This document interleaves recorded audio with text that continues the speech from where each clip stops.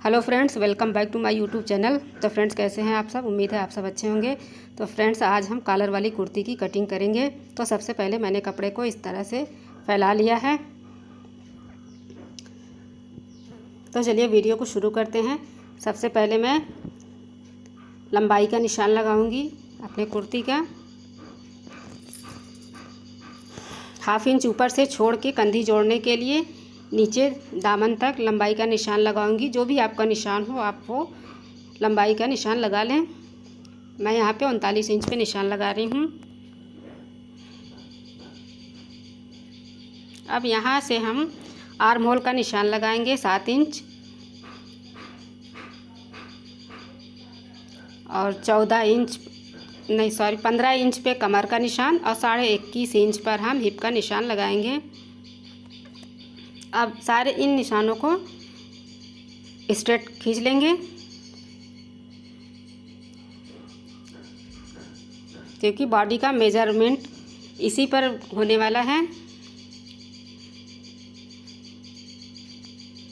Breast, waste and hip, इसी पर हमारे निशान लगते हैं। अब यहाँ पे लंबाई वाली निशान को भी सीधा स्ट्रेट कर लेते हैं और 1.5 या 2 इंच हम एक्स्ट्रा मार्जिन के लिए लगा लेंगे, दामन मोड़ने के लिए। आप चाहें तो 2 से 2.5 इंच भी कर सकते हैं। अगर आप तुरपाई कर रहे हैं तो 2-2.5 इंच लगा लें, लेकिन मैं सिलाई करूँगी इसलिए मैं 1.5 इंच पे मार्किंग कर रही हूँ। वैसे कॉलर कुर्ती और नॉर्मल कुर्ती में कुछ ज़्यादा फ़र्क नहीं होता है, सिर्फ हमें शोल्डर पर ध्यान देने की ज़रूरत होती है, क्योंकि यहाँ पर हम जितना अपना शोल्डर का निशान होता है, जो भी नाप होता है, जैसे आप 6 इंच रखते हो तो कॉलर वाली कुर्ती में 7 इंच हम निशान लगाएंगे। जो भी आपका नाप हो, चाहे 6.5 इंच हो या 6 इंच हो, तो उसमें हम 1 इंच प्लस करके निशान लगाएंगे। कॉलर कुर्ती में बस यही फ़र्क होता है कि 1 इंच हम शोल्डर को बढ़ा के लगाते हैं। जैसे हम यहाँ पे 7 इंच पे लगा रहे हैं, क्योंकि मेरा जो नॉर्मल कुर्ती का नाप है वो 6 इंच होता है। और 1/2 इंच सिलाई मार्जिन का लगाएंगे 7.5 इंच पे। अब हम जो है कि यहाँ पर सीना का निशान लगाएंगे 9.5 इंच पे। 38 इंच सीना है तो उसका चौथाई भाग करेंगे 9.5 इंच। ये कमर का निशान है 9 इंच पर। अब हम हिप का निशान लगाएंगे। हिप है मेरा 40 इंच, जो नाप है मेरी कुर्ती का, तो उसका चौथा भाग 10 इंच लगाएंगे। और जो हिप है उसी का सेम हम दामन पर लगाएंगे। अब हम इन निशानों को मिला देंगे। जैसे नॉर्मल कुर्ती होता है ठीक उसी तरह हम इस तरह से निशान लगा लेंगे अपना। सिर्फ हमें शोल्डर पर 1 इंच बढ़ाना होता है। अब बाकी सारे निशान नॉर्मल कुर्ती की तरह ही होंगे। अब हम यहाँ पर आर्म होल बनाएंगे। जो सिलाई मार्जिन 1/2 इंच है वहाँ से स्केल को रखेंगे सीधा, स्ट्रेट लाइन खींचेंगे। अब 1 इंच की हम गुलाई देंगे। यहाँ भी हमको एक बदलाव करना होता है। जैसे नॉर्मल कुर्ती से हमको ये भी 1 इंच पीछे एक निशान लगाना होता है। यहाँ इस तरह से एक हम निशान लगाएंगे और ठीक ऊपर से सिलाई मार्जिन से नीचे यहाँ तक एक हम निशान लगाएंगे, सीधी लाइन खींचेंगे और फिर हम यहाँ से 1 इंच की गुलाई देंगे। बस यही इतना फ़र्क होता है नॉर्मल कुर्ती और कॉलर वाली कुर्ती में।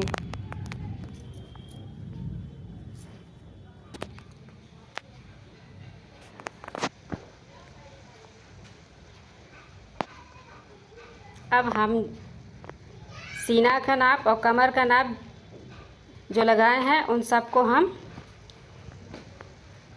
इस तरह से मिला देंगे।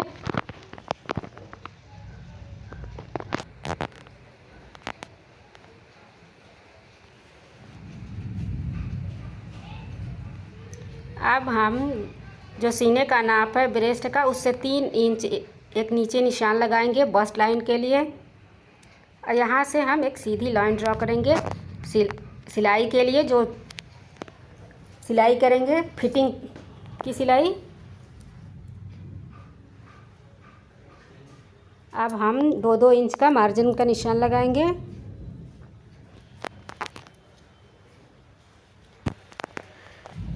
यहाँ हम 1.5 इंच एक्स्ट्रा बढ़ाएंगे। इस तरह मैंने सारे निशानों को लगा लिया है और थोड़ा डार्क भी कर लिया है, क्योंकि बहुत ही हल्का चल रहा है, क्योंकि चौक और कपड़े का कलर सेम है, इसलिए थोड़ा कम पता चल रहा है।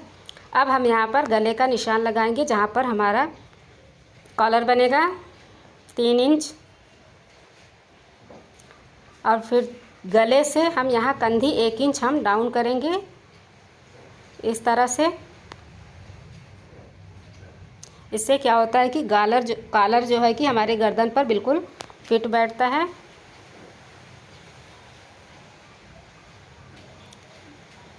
अब हम इन निशानों पर से ही कटिंग करेंगे।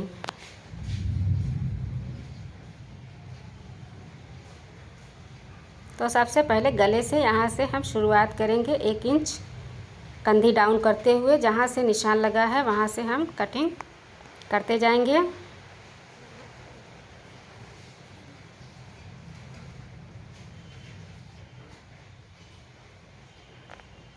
तो देखा आपने, कॉलर कुर्ती और नॉर्मल कुर्ती में कुछ ज़्यादा फ़र्क नहीं होता है, बस थोड़ा सा समझने की ज़रूरत है।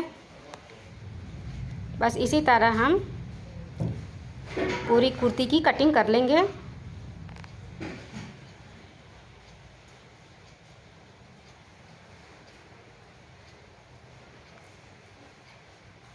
अब हम बैक पैनल काटेंगे।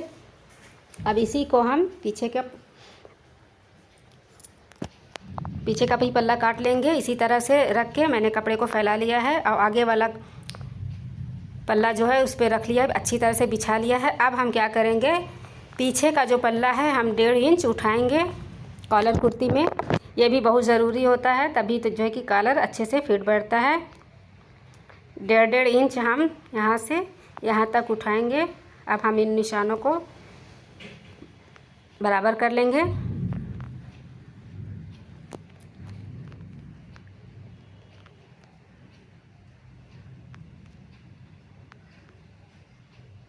इस तरह से हम आर्म होल का निशान लगाएंगे और 1 इंच की गोलाई देते हुए निशान लगा लेंगे। इस तरह से पीछे का पल्ला आगे के पल्ले से 1 इंच ज़्यादा होगा। अगर हम ज़्यादा नहीं करेंगे तो वो शोल्डर आर्म होल खींचा खींचा लगता है, पीछे से जो है कि उठने बैठने में भी दिक्कत होता है और देखने में भी अच्छा नहीं लगता। बस इसी तरह से अब हम पूरी कटिंग कर लेंगे।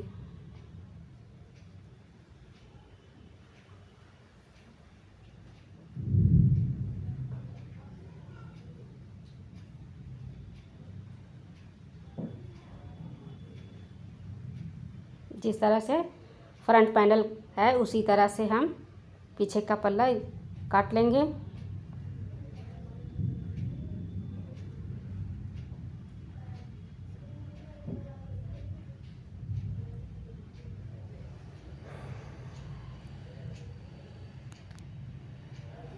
बस इस तरह से हमारे कॉलर वाली कुर्ती की कटिंग हो चुकी है। अब हम गला काटेंगे। फ्रेंड्स, उम्मीद है आपको पसंद आया होगा। अच्छा लगे तो लाइक करें, अगर समझ में ना आया हो तो कमेंट करें और मेरे चैनल को सब्सक्राइब करें ताकि मेरी आने वाली वीडियो की नोटिफिकेशन आपको मिलती रहे। अब हम यहाँ गला काटेंगे। 3 इंच हम चौड़ाई रखेंगे, 3.5 इंच हम गले की लंबाई रखेंगे। इस तरह से हम सारे निशानों को मिला के एक बॉक्स बना लेंगे और हल्का सा गुलाई देते हुए हम कॉलर का हाला काटेंगे। इस तरह से ये सिर्फ हम आगे वाले ही पल्ले में काटेंगे, पीछे वाले पल्ले में हम इसी तरह से 1 इंच की गहराई देते हुए काटेंगे।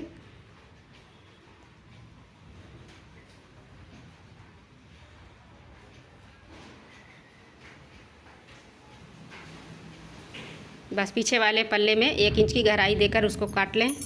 तो इस तरह से मेरे कॉलर कुर्ती की कटिंग मुकम्मल हो चुकी है। तो फ्रेंड्स मिलते हैं अगले वीडियो में कुछ और सीखने के लिए। तब तक के लिए अल्लाह हाफिज़।